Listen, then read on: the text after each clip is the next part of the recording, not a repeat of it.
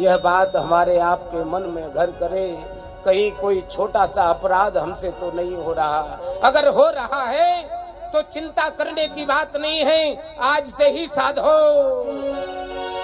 जब से हमारे नेत्र खुले, हमारे मन की गति बदले, तभी से सवेरा है सरकार।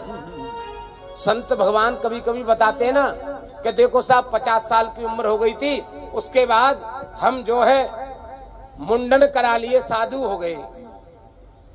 तो जानते हो ये मुड़ना क्या है? ये सिर के जो बाल हैं मुड़ा लिए, ये मुड़ना और साधुपन नहीं है, ये तो दिखावा है सरकार। असली मुड़ना क्या है जानते हो? हम ग्रस्त जीवन की पटरी पर चल रहे थे, अनैतिक जीवन जी रहे थे। अरे ठाकुर की कृपा हो गई, गुरुदेव भगवान का सानिध्य मिल गया, सद ग्रंथ का आश्रय मिल गया और हमारी रास्ता मुड़ गई। क्या कर्म कांड की गति मुड़ गई, ठाकुर जी से मन की गति को जोड़ दिया। इसको कहते हैं मुड़ना। ये खोपड़ी मुड़ाना मुड़ना नहीं है। इसलिए मेरा सबसे करबद्ध निवेदन है, ग्रस्त जीवन दिया है, सत्कर्म में मन की गति को साधो। यहाँ पर हम श्री सुंदरकांड के आश्रय में विराजे हैं और आपसे हम कहें कि भैया कितनी उम्र होगी पुरुषोत्तम भाई आपकी? 55। वैसे कायदे से ये बताया है ग्रंथों में 50 के बाद लिखा जाता है 51।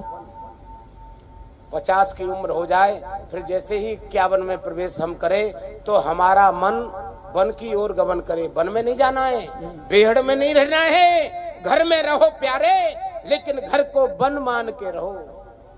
लेकिन हमारे सोच की गति क्या है जानते हो? जैसे जैसे उम्र बढ़ती है, चाबी तिजोरी की हमारे कमर में आ जाती है।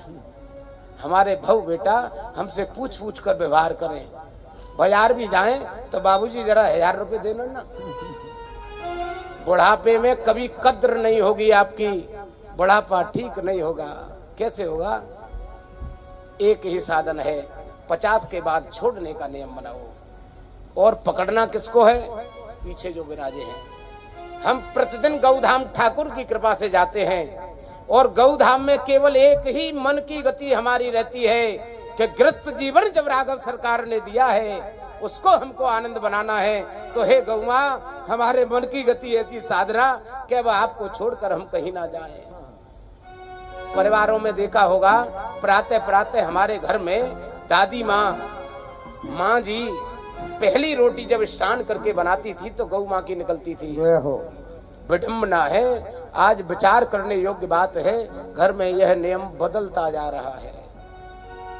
थोड़ा सा बदलाव लाओ, बुजुर्गों के साथ बैठो, उनके द्वारा बताई गई नीति का पालन करो, ग्रस्त जीवन आनंद में बनेगा। श्री रामचरितमानस जी के आश्रय में, सुंदरकांड के आश्रय में हमारा मन में सुंदर सुंदर विचार घर करें। हमारा सुंदरकांड सफल है। संकट कटे मिटे सब पीड़ा, जो सुमरे हनुमत